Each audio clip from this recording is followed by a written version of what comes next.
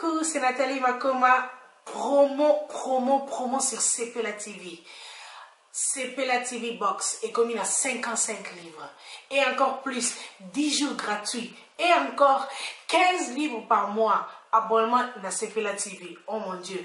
En profiter. Boya parce que promotion. Et ça l'inde copier la moto. CPLA TV. Wow. It's the best. Nathalie Makoma. À bientôt.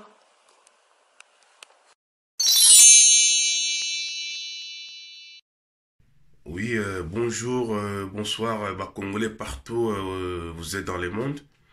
C'est votre frère et compatriote Ipo Waiza, peuple Mokondi. Bande konanga soki na ye na tongo lisusu wana butiko la muka, mais je suis dans l'obligation de faire cette vidéo, de passer ces messages. Beaucoup limsa na ozala un peu moulai par rapport à ma vidéo musuna salaka.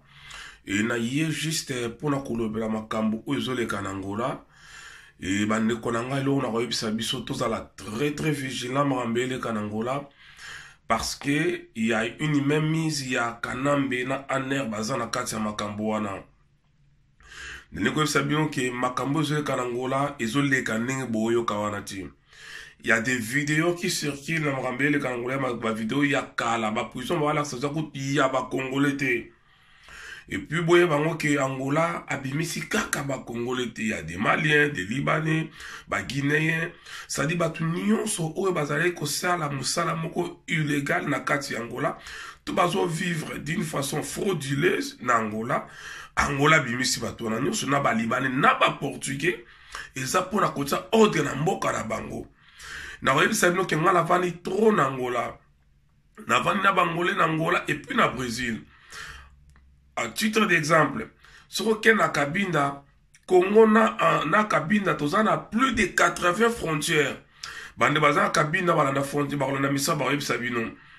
Plus de 80 frontières. Est-ce que vous voyez qui a taba bengani mutukumo congolais mon côté à Cabinda? Ok côté à Mushiku. Et c'est quand ça vient pas couper là.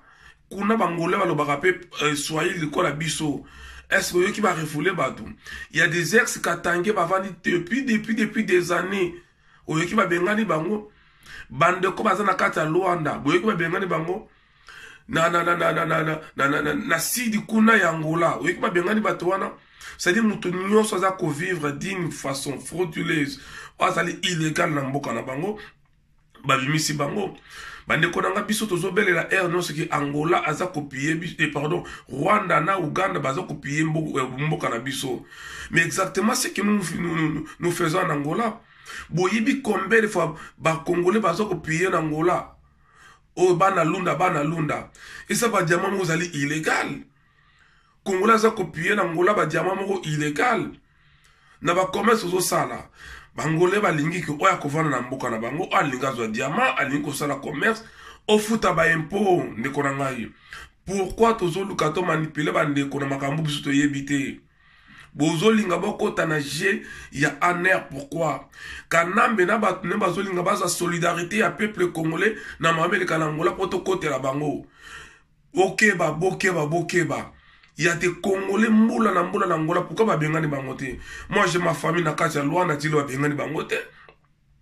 J'ai des amis na Cabinda partout na Dundu na Lukapa na Wambo na Mushiku na Kashitu na Wila nazana batu bele kuna na kunene partout na yebi Angola presque parce que na beti bale kuna trop na yebi mboka na ndenge zali. Pourquoi ba bengani batu no ba bengani ka batu côté wana ya Dundu côté wana ya Lunda eza na frontière na Kasai? C'est parce que kuna makambo zali ya kosama bien te mamitali ba diamant et puis lisusu fo boyeba ke boyebi ki Angola sa kotia pression et pas ya kanambe po na makambo ya élection. Qui sait que na bato bazo bimisane ko oza la pe bato ya makambo makasi pe? Qui sait que bato ba bimisana masolo muso za na sima wana? Alors bokeba masolo mingi boyoka oyoyo ma message mingi bozo vidéo bozo eza na ngokaka ba Congolais te. Il y a des Maliens, il y a bato nyonso za na kati wana. Nga la vaille d'Angola, tu as vu combien les Maliens, tout ça dans Angola. Des autres, ni bâti na Ojaï, na São Paulo, tu as vu Angola, na Oloba. Combien de Maliens zolinga azokuta comme un Congolais que Malien. Malien aza komizo ki sa yé moko pas comme na vaccin maboko parce que na liboko na sa droite ba yeba ka Congolais na vaccin na liboko à droite. Mais ba wara ba za komizo ki sa ba pota e ka o ka po ba kuma lokola ba Congolais. Mutu ayi mamnalo ba o ba to afa na Angola ba yebi yango. Donc tokeba tozala manipuler te na bakambo ezoleka na Angola. Bangolais bazo bengana kaka ba Congolais te et puis ba Congolais bazo bimisa ba o bazali illégal. Je connais pas mal de Congolais ti le baza na kati Angola et na ba ville minienne ba pourquoi ba toucher ka kuna. Tozu ba mbongo danger na Angola illégalement, to piller Angola na ba diamant illégalement, ba pétrole ba kuifi biloko ebele ba Congolais et puis ba yema ba na lunda to yo wanzema ba na lunda.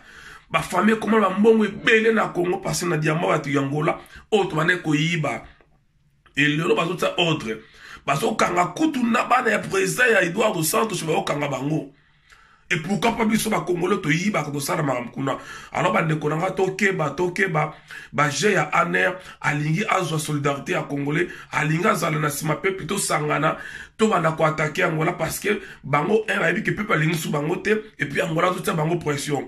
Je ne suis pas venu défendre l'Angola, mais je suis venu juste koloba makamundenge ezaleli que soyons prudents.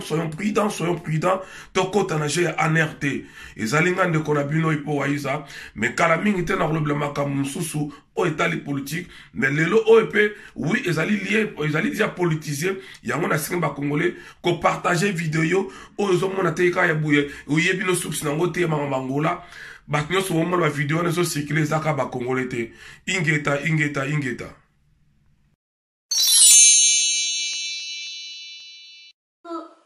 Coucou, c'est Nathalie Makoma. Promo sur CPLA TV. CPLA TV Box est commis à 55 livres. Et encore plus, 10 jours gratuits. Et encore 15 livres par mois. Abonnement à CPLA TV. Oh mon Dieu. En profiter, boya, parce que promotion, et zaline coupé la moto. CPLA TV, wow, it's the best. Nathalie Makoma, à bientôt.